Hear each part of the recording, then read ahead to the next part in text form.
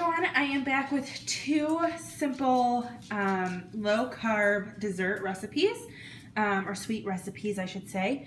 So the first one I'm going to make is a peanut butter cookie. The only ingredients that you need for that is coconut flour, which is pretty easy to find. I think this container was just over $6, so not overly expensive. You're also going to need some sort of sweetener. I'm going to use Truvia, Splenda, anything like that will work. You're going to need 3 eggs, some peanut butter of your choice. Again, like I said, it's your choice. We're doing extra crunchy Jif. I would probably lean more towards like a fresh ground peanut butter or something like that. If you have that option, I was pretty limited on what I could find at Kroger that wasn't like no stir peanut butter because my husband won't touch that. And then you're going to need some vanilla and some salt. So I'm going to go ahead and get all of these ingredients in, and we will continue going. 1 cup of Truvia, which definitely seems like a lot, but okay. 1 cup of peanut butter.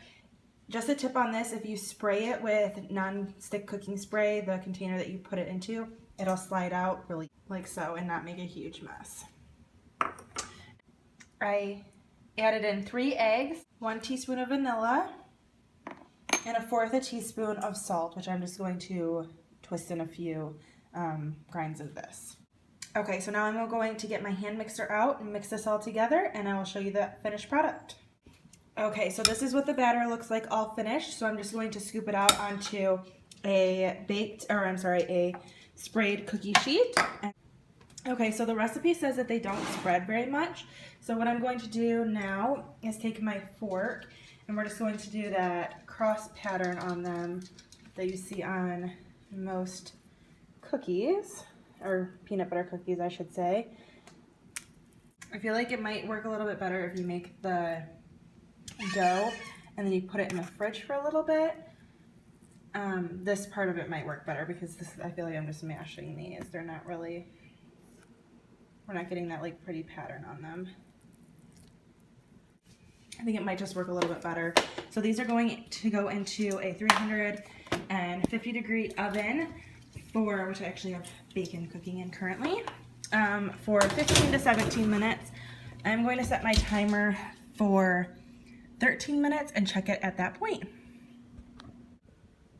Okay, so while the cookies are baking, we are going to make our second dessert, which is, again, a really simple one. This couldn't get any easier, and that's just sugar-free chocolate pudding.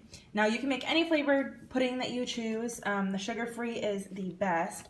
The only thing that we're going to do differently is instead of the milk that it calls for, you're going to use heavy whipping cream.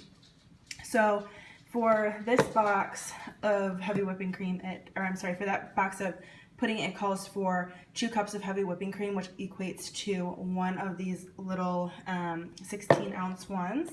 So I already have that in my bowl, and then I'm going to go ahead and just add in the pudding mix. And then you whip it with an electric meter, slow until it's well blended, and that takes about 2 minutes.